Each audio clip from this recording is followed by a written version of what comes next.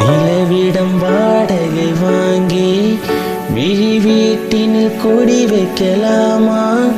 நான் வாழும் வீட்டுக்குள் வேறாரும் வந்தாலே தகுமா?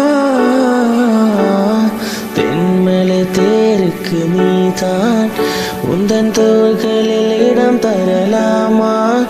நான் சாயும் தோல்வி வேறாரும் சாய்ந்தாலே தகுமா? நீரும்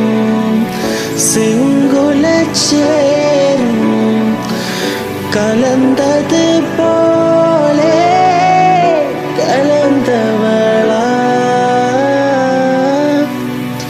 முன்பே வா என் அன்பே வா, உணவா உயிரே வா, முன்பே வா என் அன்பே வா.